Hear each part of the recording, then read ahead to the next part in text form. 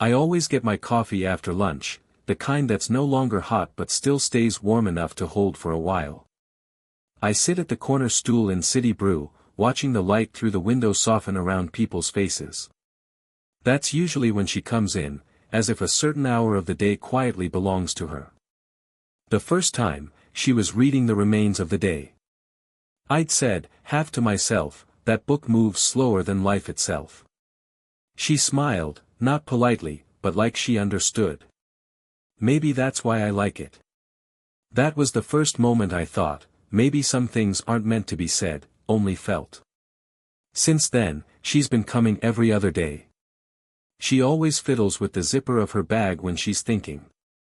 I try not to stare, but my eyes keep finding their way back, the way her fingers brush a strand of hair behind her ear, the quiet focus in her eyes.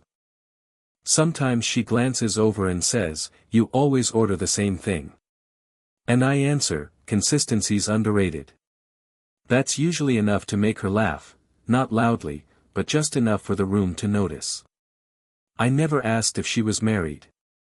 She never told me. But once, her phone lit up with a message.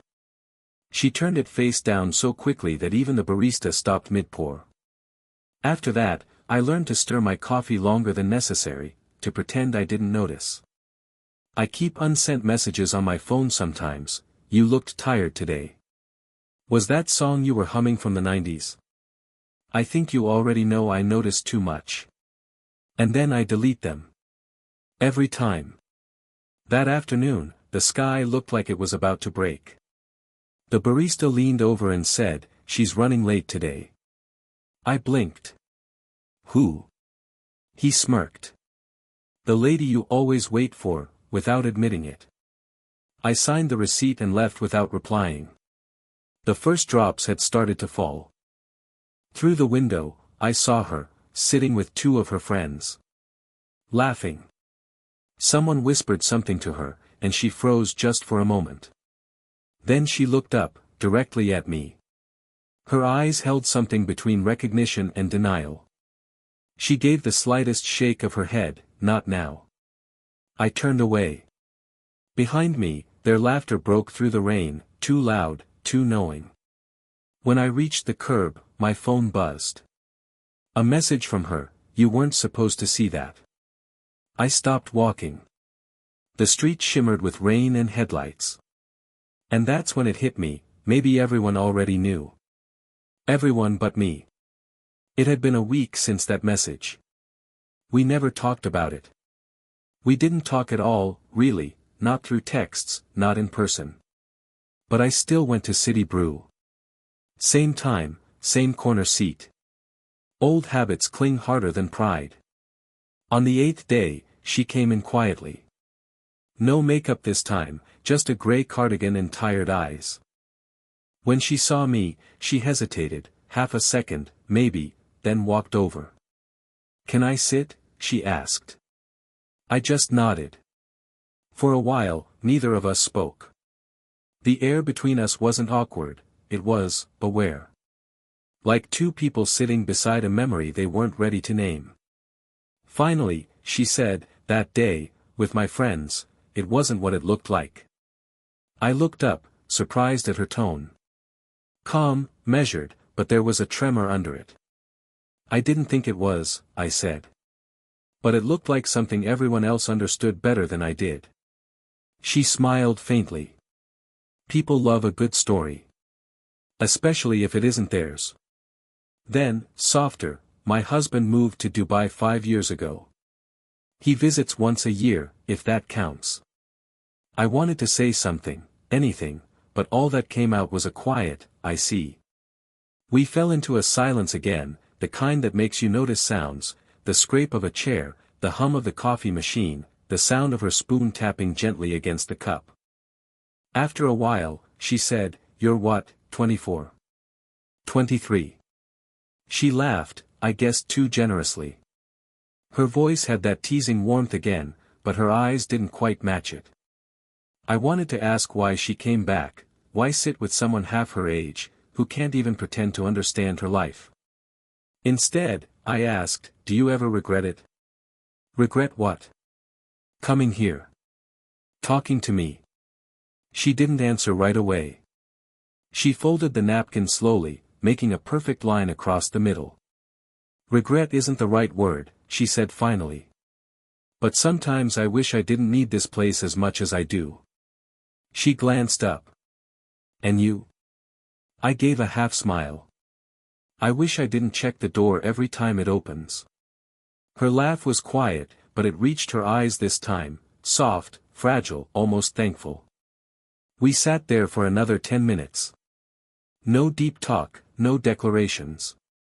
Just 2 cups of cooling tea and the faint comfort of shared stillness. When she stood to leave, she touched my sleeve, just lightly, as if to make sure I was real. Thank you, she said. For what? For not asking for more than this. She walked out into the rain, the sound of her footsteps fading against the pavement. And I just sat there, watching the door close, feeling the ghost of her touch on my arm, not because it meant something, but because it shouldn't have meant so much. It became routine again, or at least something pretending to be one. Same coffee shop, same time. Except now, she always sat across from me. Not next to me. A small, deliberate distance. She'd started bringing her laptop. Said she was working on something. I never asked what. Maybe I didn't want to know. Sometimes, we barely talked. Just silence, layered with the sound of her typing and my spoon clinking against the cup. But in between those tiny sounds, something else was happening, a slow pull, quiet but undeniable. That afternoon, she looked distracted. Kept glancing toward the window, her hand resting against her chin. You okay? I asked. Just tired. She smiled, but the kind that doesn't reach the eyes. A moment later, someone walked in, a man, maybe in his late 40s. Polished, confident. He waved. She froze. Then turned, waved back, too fast. Who's that? I said before I could stop myself. She hesitated. A friend of my husband's. Her voice cracked on the word husband. The man came over, smiling, holding that kind of grin men wear when they think they already know the story. I didn't know you came here, he said. His eyes flicked toward me, assessing. I come sometimes, she replied, too lightly. He left after a few polite words, but the air didn't go back to normal. It just stayed heavy. She didn't meet my eyes for the rest of the hour. When she finally spoke, her voice was distant. You shouldn't let people assume things. What things? This. She gestured between us. It's easy to misunderstand quiet company. I laughed, softly, not sure where to place the ache in my chest. Maybe I like being misunderstood. That made her look at me, properly this time. Long enough to undo whatever distance she tried to build. She leaned back, as if remembering something she shouldn't. You remind me of my son's friend, she said suddenly. That one sentence, it cut the air between us. Oh, I managed, but my voice didn't sound like mine. I don't mean that in a bad way, she added quickly. Just that you listen the same way. Quietly. Without trying to fix anything. I nodded. Maybe because I don't know how to. She smiled at that, sad, almost fond. Then the power flickered. The rain outside had darkened into a steady pour. The lights dimmed, leaving the shop in a strange half-glow. For a moment, it was just her face, close enough to catch the reflection of lightning in her eyes. She reached for her cup, our fingers brushed. Neither of us pulled away. The noise of the storm filled the silence. I thought, if she doesn't move, I will. But then the lights came back, and she blinked, the spell breaking. I should go, she whispered. And just like that, the moment folded into itself, fragile and unfinished, like a breath held too long. It was evening this time, not our usual coffee hour. She'd texted out of nowhere, "Are you free?" Nothing more. Just that. We met by the park near her apartment, the kind with benches that creak when you shift your weight. The air smelled of rain left behind, and somewhere, kids were still playing under the half-lit lamps. She sat first, pulling her shawl tighter. "I didn't think you'd come." "You asked," I said simply. "That doesn't always mean someone will." There was something fragile about her tonight. Like she'd spent the whole day pretending not to care about something that clearly did. We talked about ordinary things, her work, a movie she half-watched, my plans for grad school. But every sentence felt like it was covering something else, the way a hand covers a wound that's already bleeding. At one point, she said quietly, "That man who came to the cafe, he told my husband I've been spending time with someone." I froze. "What did he say?" She looked straight ahead. "He laughed. Said it was probably harmless. That I wouldn't dare." Her voice cracked on dare. I wanted to say something comforting, but my throat felt thick. "And is it?" "What?" "Harmless." Her breath caught, a soft, broken sound. "I don't know anymore." We sat in silence. The kind that stretches until it starts to ache. Then she turned slightly toward me, her eyes dark in the low light. "You think this is wrong, don't you?" I swallowed. I think, words failed. The truth was, I didn't know what I thought, only that I kept showing up for something I couldn't name. She smiled faintly, looking down. "You always hesitate before answering. That's what I like about you." I almost laughed. "That's not something people usually like." "I do," she said. "It means you care about how things sound before you say them." For a moment, everything around us felt quiet, the world shrinking to the space between her hand on the bench and mine. Just a few inches apart. She exhaled, slow. "Do you ever imagine what would happen if we stopped pretending this was nothing?" Her voice trembled like she already knew the answer she shouldn't hear. I looked at her then, really looked. The faint line near her mouth, the weariness behind her calm. She wasn't some mystery. She was a person trying not to fall. And I was already halfway down. "I think about it," I said finally. Her fingers brushed the edge of the bench, closer now. And then I remind myself where I am." She turned to me, eyes reflecting something close to surrender, or maybe longing disguised as fear. The air between us shifted, heavy, charged. "If I asked you to leave before this goes too far," she whispered, "would you?"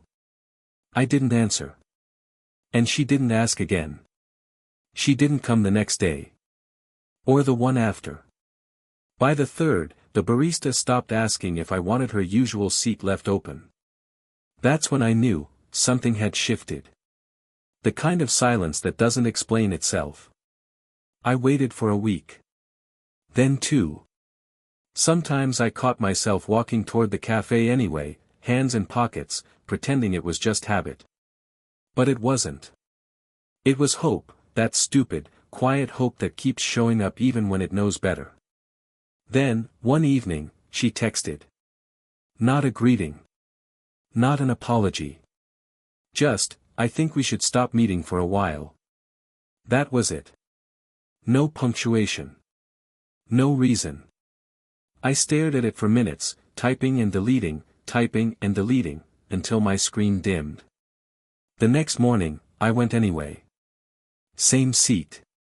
Same cup. Halfway through my coffee, I saw her through the glass, outside, across the street. She wasn't alone. A teenage boy walked beside her, laughing about something. She was smiling too, softer than I'd ever seen her. He held her arm like it was second nature. Her son. The one she'd never mentioned until that night in the park. For a moment, I just watched. The way she tilted her head toward him, listening. The way she seemed lighter, as if she'd remembered something about herself I was never supposed to carry.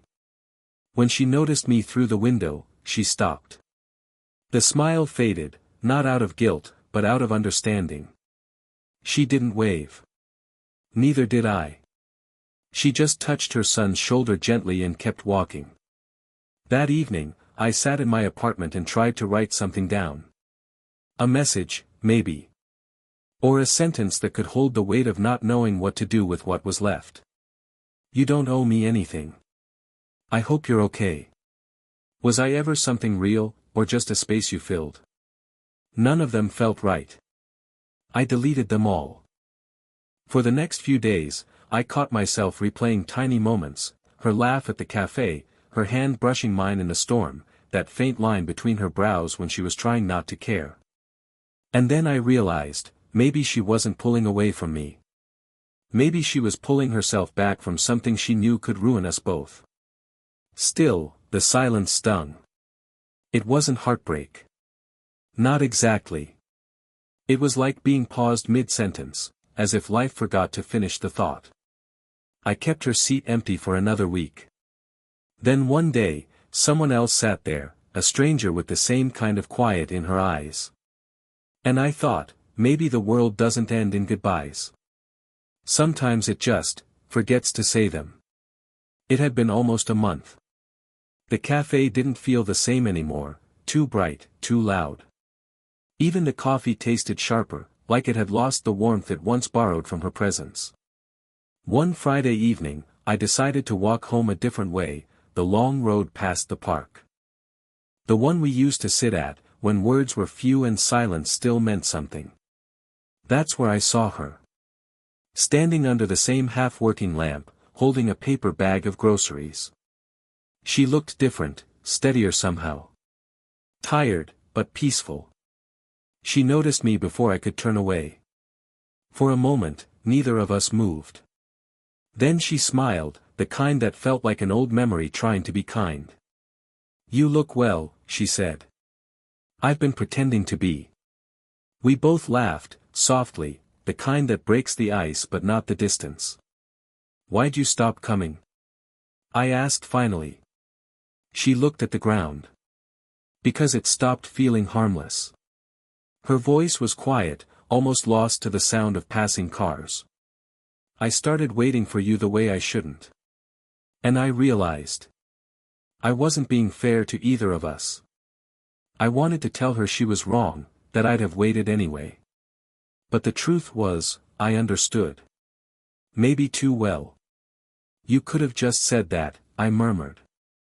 "I thought silence would hurt less." "Did it?" She met my eyes. "No," the wind picked up, rustling the leaves. She pushed a strand of hair behind her ear, that familiar gesture that once said more than words ever could. "I don't know what I was looking for," she said after a pause. "Maybe just someone who didn't expect me to be anyone's wife, or mother, or story." I nodded. "I don't think I ever saw you as any of that. Just, you." She smiled at that, a small, tired smile that reached somewhere real. That's exactly why I had to stop. We stood there for a long while. No tension this time. No what-ifs hanging in the air. Just two people finally speaking without needing to win. She stepped closer, hesitated, then reached out, her fingers brushing the sleeve of my jacket, the same way she had that night in the cafe. "Thank you," she said quietly. "For letting it stay human." I didn't know what to say. So I just nodded. The moment didn't ask for anything else. When she turned to leave, I said, "Will I see you again?" She paused, didn't turn around, and said, "You already did." Then she walked away, slow, deliberate, fading into the rhythm of her own life again. I watched until she disappeared beyond the trees. No heartbreak this time. Just a quiet kind of peace, the kind that feels like closure disguised as acceptance. And I whispered, to no one in particular, "Okay." A year passed before I saw her again. Not in the cafe this time, that place belonged to another version of us. I found her on the park bench where we'd once sat under flickering light. It was early morning, the air crisp and soft, the world not yet awake. She was holding a thermos, steam rising faintly, a quiet trace of the same old warmth. I almost walked past, but she looked up before I could decide. Still walking the long way home, she said. Still pretending it's just for the view, I replied. She smiled, that small knowing curve that had never really left my memory. I sat down beside her. The same creak under the bench. The same unspoken ease. She poured tea into a small cup and handed it to me. Not coffee today, she said. I think I've had enough coffee to last a lifetime, I murmured. For a while, we didn't talk. Just sipped in silence, watching the sky shift from gray to pale gold. Time didn't feel like it had moved much, but maybe we had. She told me her son had gone abroad for college. That she was teaching again. That things were quiet. Sometimes too quiet, she added, her voice light, but her fingers tightening slightly around the cup. I told her I'd started writing again, not stories exactly, just fragments. Pieces of conversations I still remember word for word. About us? She asked, teasingly. About people who don't say what they mean, I said. She looked at me then, longer than she should have, softer than I deserved. You still think too much before you speak. And you still read people like they're open books. I try not to, she said. Some stories don't want to be read again. The light fell across her face just then, the same kind of light that had framed her the first day I saw her in the cafe. She looked older, yes, but not in the way that time erases. More in the way that peace settles in. We sat there until the thermos emptied and the park began to fill with noise again, runners, kids, a stray dog chasing its tail. The world moving on, as it should. When she stood to leave, she turned back once more. 8:47, she said quietly. What? That was the time every morning I'd check the door, to see if you were coming in. I smiled. You remembered. I tried to forget, she said. Didn't work. She reached out, a gentle touch on my hand, nothing more. Just a gesture that said everything we'd never needed to explain. And then she walked away, the same way she always had, softly, deliberately, as if she knew I'd be watching until the very end. As I sat there, I realized love doesn't always end with promises. Sometimes it ends with peace, the kind you earn, one quiet morning at a time. Did this story stay with you? What kind of quiet, real love stories do you want to hear next?